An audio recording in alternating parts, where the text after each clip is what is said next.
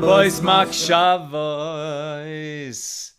Many are the thoughts in a person's heart, but the counsel of the Lord will stand. Or in short, man proposes and God disposes. How are you, my holy sisters and brothers? It's Monday. We've been fasting all day. This is Tzom Gedalia. There's a fast that happens on the day after Rosh Hashanah for observant Jews. And so I'm running on fumes, but I'm going to do my best to inspire you with today's daf. Let's light up the darkness. Who is going to be with us on this Monday? And you know, it's near the end of the day here, so perhaps by the time the class is over, I'll be able to go inside and Nina and I can eat. How good would that be? Okay, Stephen Gager says shalom from Dover, New Hampshire. Melissa Eitel-Jurin says good evening from Great Neck, New York. Paula Schmidt-Klauser with us from Chicago. Yehudit Sobel says L'Shana Tova. Gemar Hatima Tova from Florence, South Carolina. May you all be inscribed for a good year. James Roth with us from Indianapolis. Gary Markowitz wishing everybody a good year. Brenna Bloomfield with us from Sharon, Massachusetts. Amy Kulesa.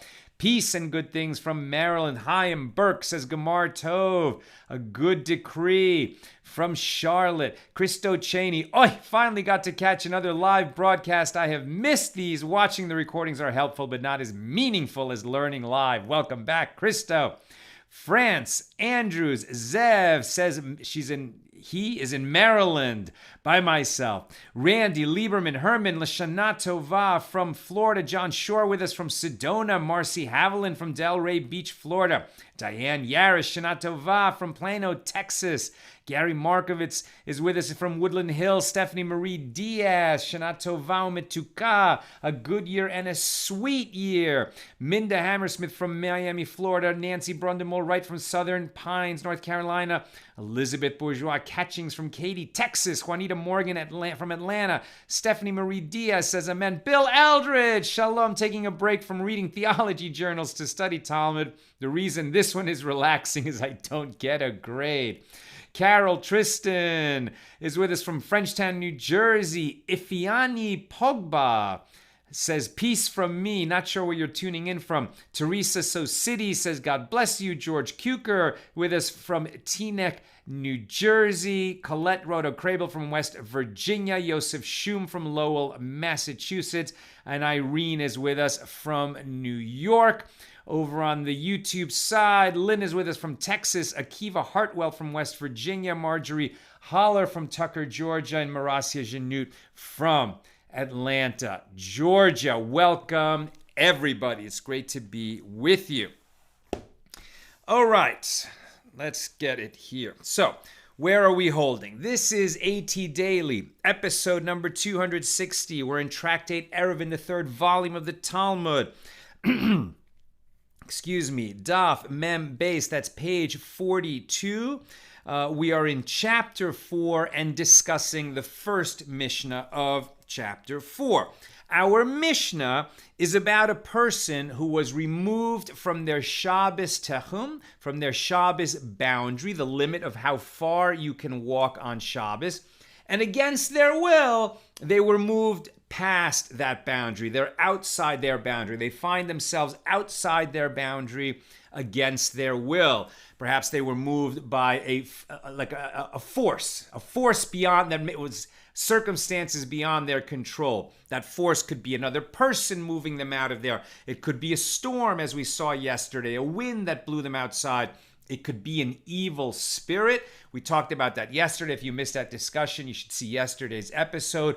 What are evil spirits in Judaism? For today, we'll just say it could be a person's own inclination, their own evil inclination, meaning the desires of the body, pulling the soul in the wrong direction. Sometimes it could be an evil spirit that was created by a previous sin or even by somebody else's sin, and suddenly, that evil spirit could inhabit a person. But the idea why we call it an evil spirit is that a soul wouldn't defy the will of God because God wants what's good for us, right? When we serve God, it's a form of freedom because what God wants is what's good for us, and God knows better than we do what is good for us. So why would we violate our own will, let alone the will of God? Because we've been overcome by some irresistible force that is beyond us. So for whatever the reason, we find ourselves outside our Shabbos boundary, further than we were permitted to walk on Shabbos. And then the question is, what happens then? If that same force returned us within our boundary, it's as if we never left. If it doesn't, if we're still outside there, then we have only the 4 cubits that we occupy, meaning we have to basically sit in our place. But because of the needs of, because the sages said that great is human dignity, if a person has to go to the bathroom, they can leave their 4 cubits. And if they have if there has an opportunity to go to the bathroom and get back inside their boundary, then they would have regained that freedom of movement within their Shabbos boundary. But if not, they're stuck within those 4 cubits where they are. And if when you're taken outside your Shabbos boundary, you find yourself in some kind of an enclosure or even a city, we have a disagreement among the sages. Rabban Gamliel and Rabbi Elazar ben Azariah say, well, being in a city is like being in your own 4 cubits, so you can walk around that city. And Rabbi Akiva and Rabbi Yehoshua said, no, you would be stuck in those 4 cubits. It doesn't matter if those 4 cubits were located within a city. Today, we examine what happens if not a person is taken out of the Shabbos boundary due to circumstances beyond their control, but rather produce, right? So in the title of today's show, I said veggies. When do veggies become prohibited? But it could be any kind of produce, right? So produce is what? Produce is things that are grown from the ground and that we eat. Okay. So if this produce was moved outside the boundary. Now, what does it mean that the produce has a boundary? Produce is not a person. We said that a person has 2,000 cubits in any direction. It's like a circle with a radius of 2,000 cubits. From what? What is the center of that circle? The person's dwelling. Does produce have a dwelling? Yes. Produce has the dwelling of its owner, right? So whoever owns the produce, whatever his or her dwelling is, that's where the produce's dwelling is for the purposes of this question. And it has the same limits. A person and his possessions have the same Shabbos boundary. So if that produce that belongs to this person was taken outside of his boundary, now that's the question we're asking. What happens to that produce? All right. So the first case is that the produce was taken outside the boundary unwittingly. Someone made a mistake. Could be the owner, could be someone else. But somebody just made a mistake and they took the produce outside the boundary. So the produce ended up outside its Shabbos boundary unwittingly. So in that situation, it may no longer be moved. It has to stay within the 4 cubits of where it is now sitting outside its boundary. But it may be eaten, right? So people can eat it. The owner may eat it if he can get to it. He can't get there, right? Because he has to stay in his boundary. So presumably it's going to be eaten by someone else. But it's permitted to be eaten. It is not permitted to be moved. It has to stay within the 4 cubits where it ended up when it was moved there unwittingly. Second case, if that produce was moved intentionally outside the boundary, someone knew they were moving it outside of the Shabbos boundary of that produce. Maybe they didn't. They knew. It's intentionally. Intentionally is intentionally. So they moved it outside the boundary. So some say that it is prohibited to the person who moved it, but other people can eat it. It's still going to have to sit wherever it ended up, right, within those 4 cubits. But the person who didn't move it, they're allowed to eat it. The one who moved it intentionally, he is not allowed to eat it. And other commentators say it's prohibited to everybody, right? This produce was moved in violation of a rabbinic decree. And so the penalty is that nobody can eat it. On Shabbos, after Shabbos, this is not going to hold anymore. But during that Shabbos, it can't, according to these commentators, it can't be moved and it can't be eaten by anybody. It's prohibited to all. Interesting. If the produce that was moved, this is the third case, it was moved outside the boundary and then it was returned. So this is like the case in the Mishna when we said about a person that if they were taken against their will outside the boundary and then that same force that took them out took them back in, now they regain their freedom of movement within their boundary. If the produce was taken outside the boundary and then it was returned within the boundary again, it is now permitted to everybody. To everybody, meaning even the person who returned it. And what's interesting is even if it was returned intentionally. So this doesn't quite make sense. You would think, well, that means that a person who took it outside intentionally, they did something wrong, and then it was prohibited to him, and according to some opinions, to everybody. And then if he returned it back inside the boundary intentionally, so he did something wrong twice. So you would think that for double reason, it's now prohibited. But if it gets back inside the boundary, it's as if it never left and it's permitted to all. What kind of reasoning is this? And what's interesting is basically, and the Gemara says it, because from the produce's point of view, it was moved due to circumstances beyond its control, right? The produce didn't move itself. Somebody else moved it. And somehow, once it's moved back in, it becomes permitted to all. So I guess it's a real test of piety, because if you know that if you bring it back, you made a mistake, now you can bring it back and it's going to become permitted to people, you'll be tempted to do that. But really, that's not what you're supposed to do. Once it's outside, you're supposed to let it sit there, right? And just live with the mistake. I'm reminded when I was studying Taekwondo years ago, we had a great teacher. His name was Master Dvorsky. He was a 4th degree black belt. And he was teaching us the forms. And I remember Master Dvorsky said, because I was trying to get something right. There was a move, I was trying to do it, and I kept getting it wrong. And he said, listen, some days you're not going to get it. You should just take the failure home. It's okay. That's part of the process, right? Sometimes just doing it over and over again when you can't quite get it right, it's counterproductive. It'll actually be more productive to get it wrong, accept that you got it wrong, go home, let your body rest, and then the next time you come, more than likely, you'll get it right, right? So as an act of piety, when you took it outside the boundary, this produce, and then the rule is you're supposed to just let it sit there, So let it sit there, even though if you brought it back, it would sort of reacquire its boundary and it would become permitted again. But it seems to me the right thing to do in that case is you should just let it sit there, understand you made a mistake, and live with it. And there's a good lesson there. Okay. New teaching.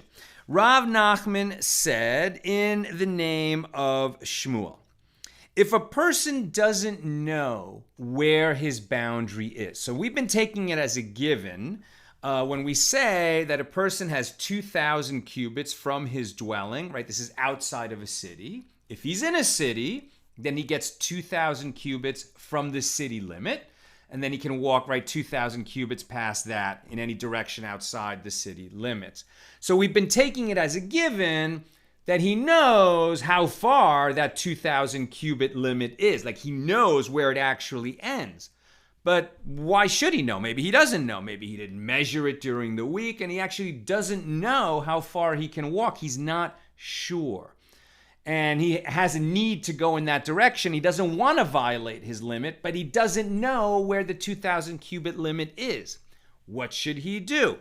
So Rav Nachman teaches in the name of Shmuel that he may take 2,000 medium-sized steps from his Shabbos dwelling, or if we're measuring from the city limit, and count the 2,000 steps. And then when he reaches the 2,000th step, okay, so that's the limit. Now he knows where the limit is. So we're going to learn out a few principles from this teaching that are actually a little bit surprising.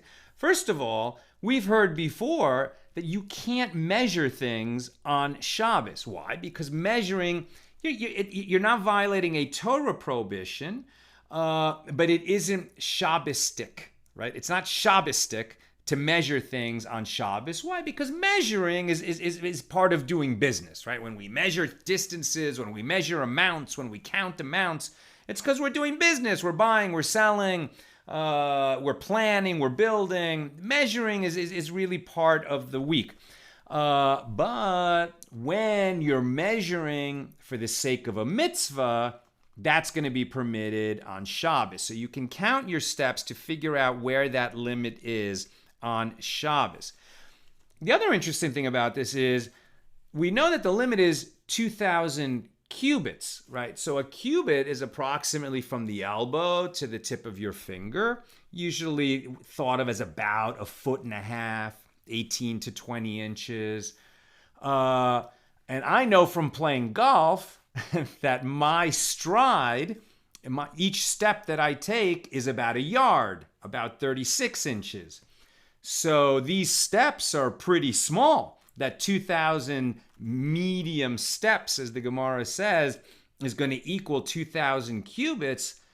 How is that possible? Either we're talking about like a really small, legged person, or what it is, it's a person that takes short strides, right? And so the sages are actually teaching us something here, that on Shabbos, because we want to be in that very spiritual and holy state of mind, we actually want to shorten our strides a little bit. It's kind of like a very relaxed walk, more like an amble. We want to amble on Shabbos. We don't want to be in a rush, and we don't want to take big strides. We actually have a teaching elsewhere that taking big strides, I think it's bad for your vision, and it can even shorten your life. But I don't remember the teaching exactly, so don't hold me on that exactly how it works. But for Shabbos, the point is that a person should, try to make their strides not so long, right? So it's like you're not in such a big hurry. You're certainly not running. Medium strides that kind of amount to short strides seems to be what we're learning from this particular teaching here. Okay, now that we've had that teaching in terms of the limit and measuring the limit, we have another teaching from Rav Nachman in the name of Shmuel. And here, it's an interesting situation. So a person's Shabbos dwelling was established in a valley. Okay, so in a valley, somewhere in the middle of that valley, he established his dwelling. Maybe his house is there. Maybe his friend's house is there where he's spending Shabbos, or he was standing there when Shabbos began.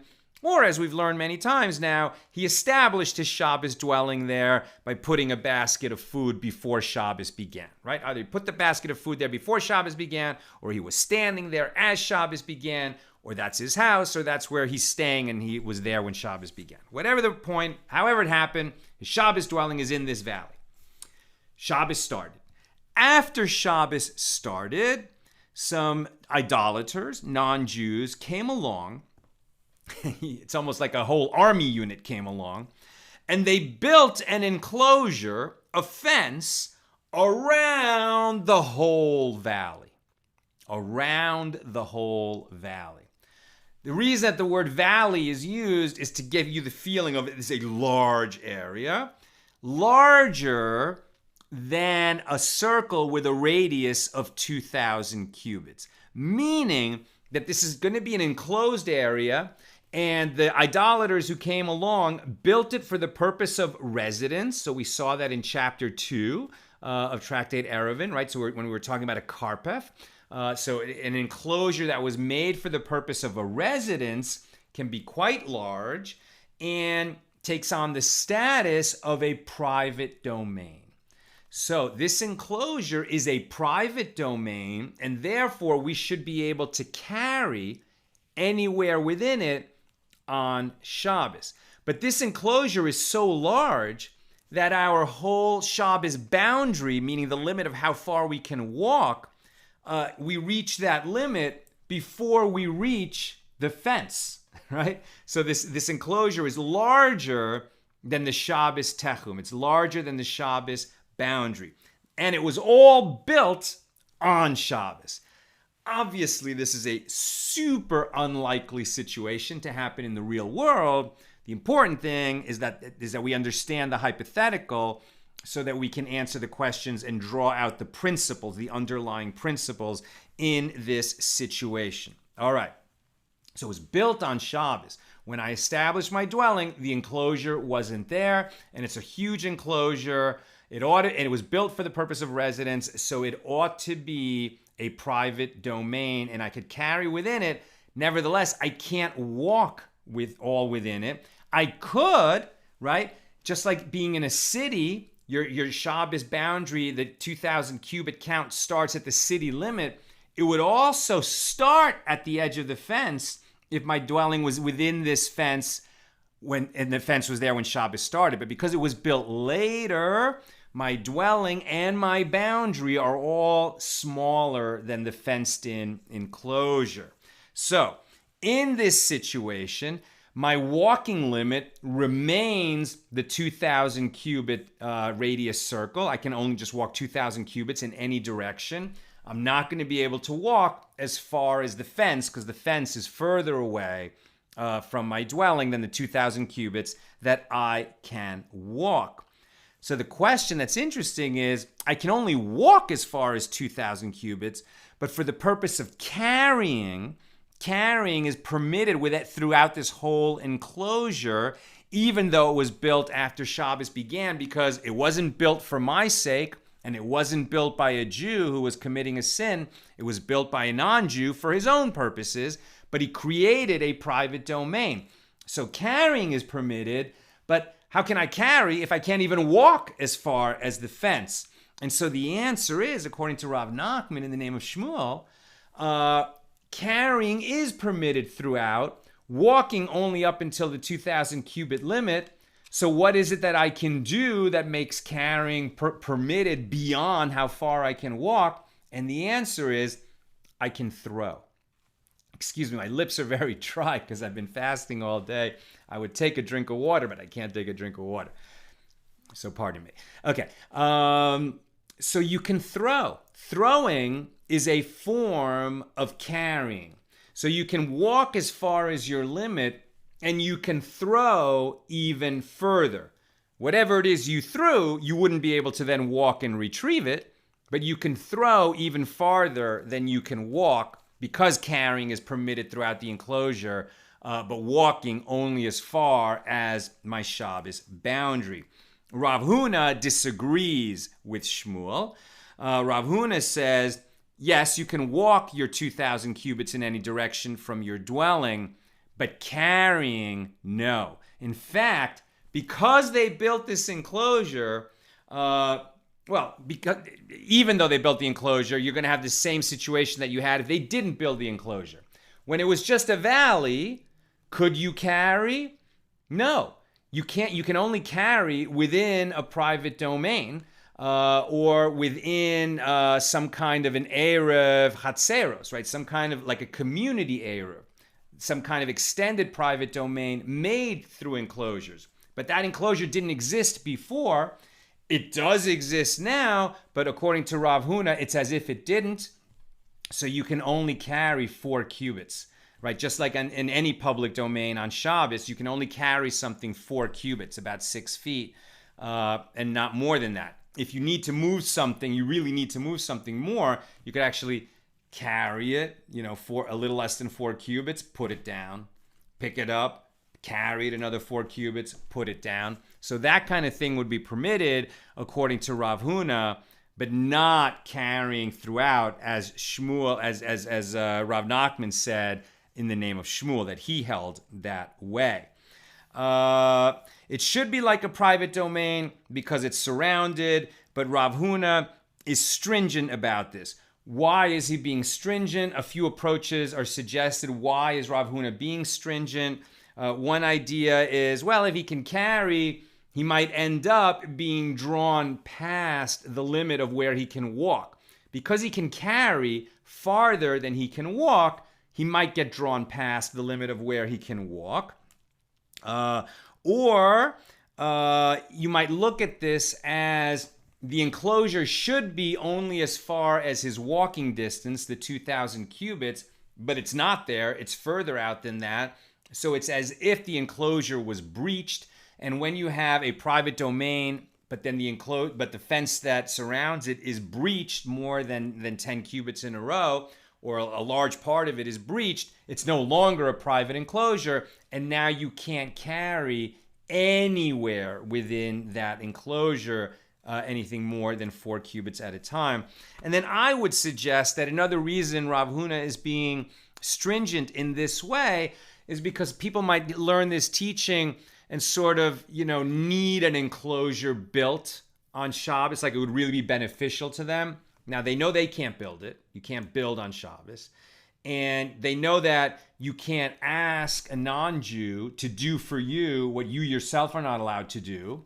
There are those situations in hotels or, like you need a light turned off or something, but you don't ask the non-Jew to do it for you. You just tell them, yeah, we're in the dark. And if he figures out that you need the light turned on and he wants to do it for you, then that's beautiful. You can benefit from it, but you can't ask him to do it for you because we can't ask people to do for us on Shabbos what we are prohibited to do ourselves. And so that might be another reason why Rav Huna is being stringent in this regard. But nevertheless, most opinions hold like Rav Nachman in the name of Shmuel, so he can walk the full distance and he can carry the full distance because of that enclosure that was built by the non-Jews even further out than his walking distance. And when he reaches the edge of his walking distance, he can throw even further. He just can't walk out there. Okay. Another teaching.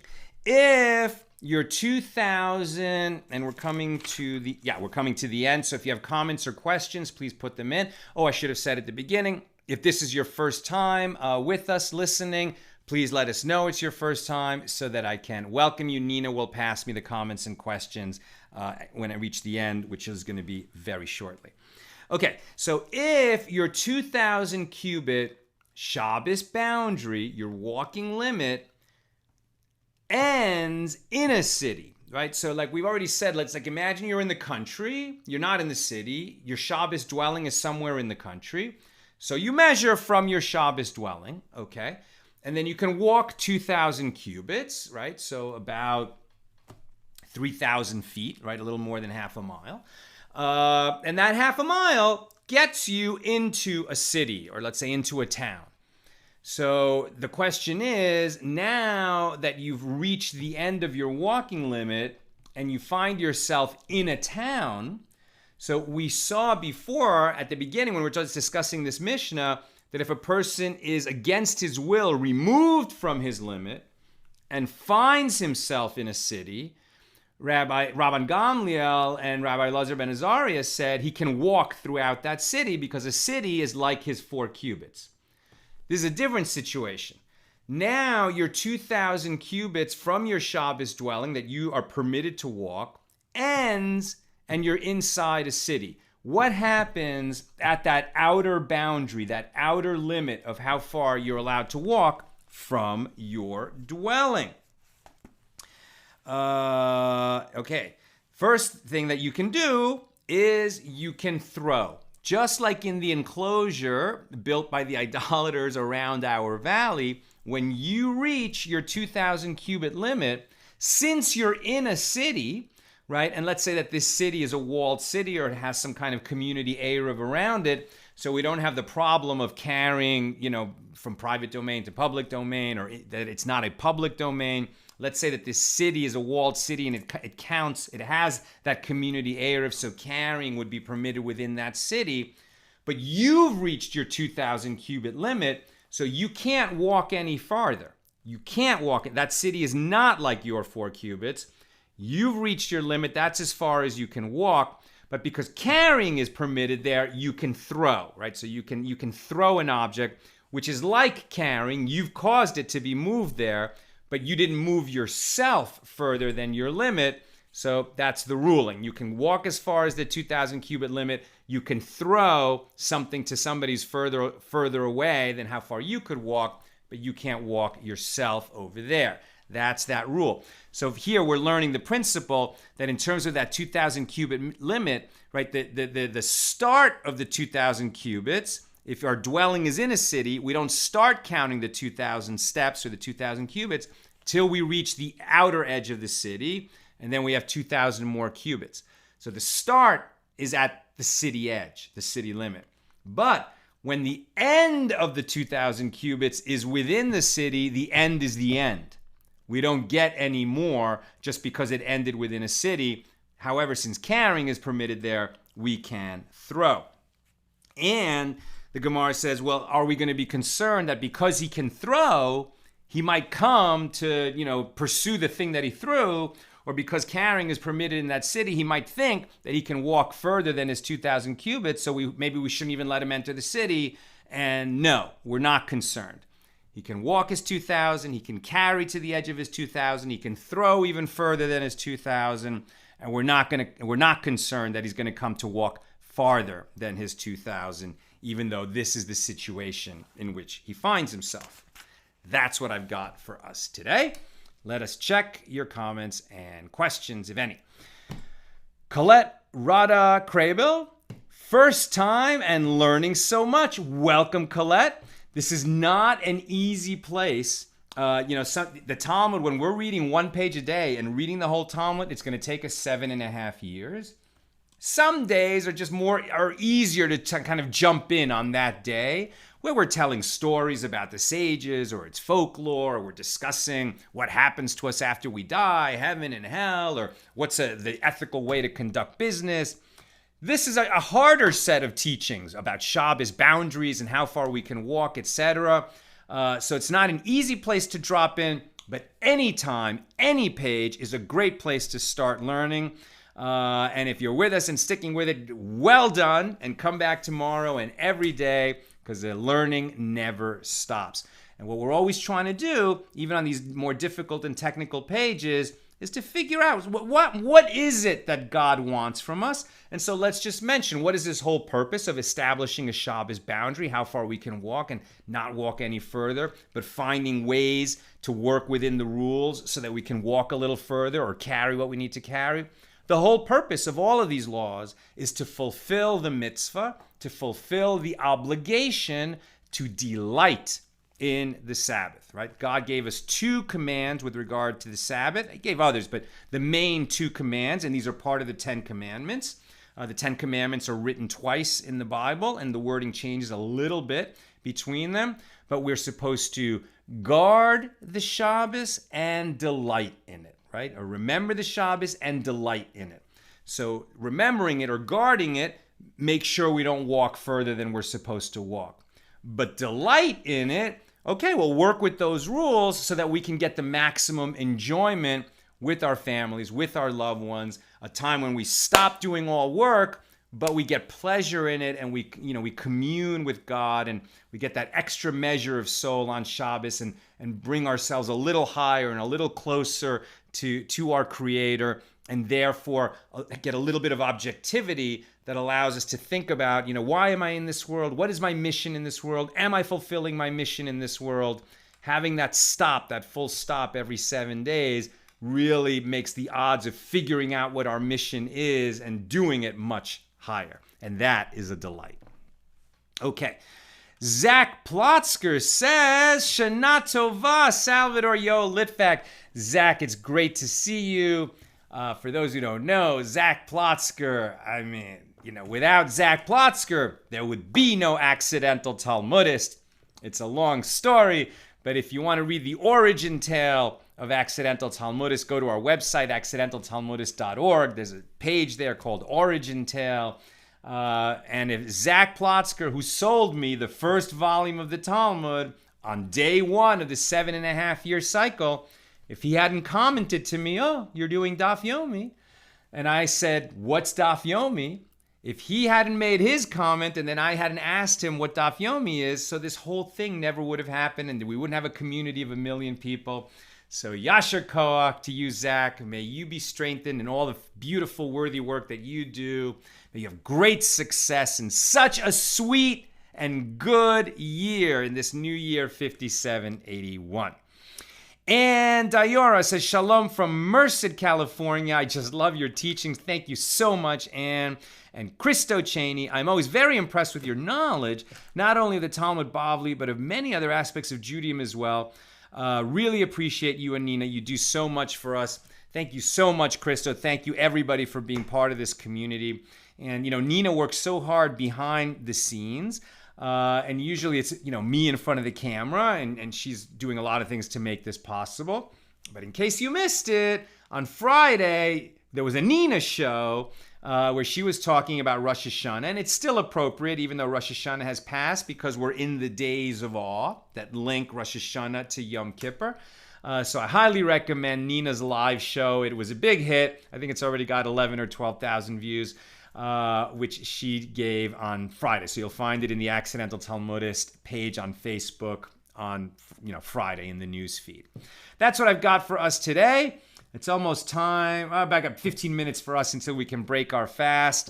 But I've got to digest what I just taught. If you haven't noticed, after I teach a class every day, I turn off the camera, but then I write down, like the basic subjects and questions that came up during that class and put them into the YouTube and Facebook version of it. You can find all past episodes on Facebook, on YouTube, and on our website, where they're easy to find and listed and categorized.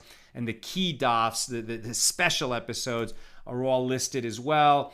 That's all at accidentaltalmudist.org.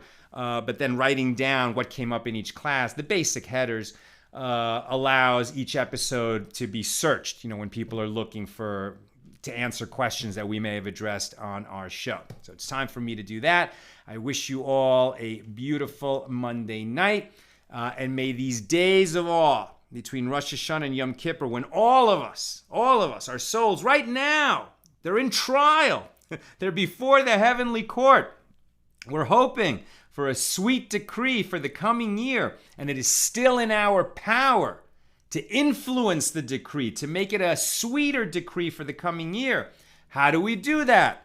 Tzedakah, teshuvah, tefillah.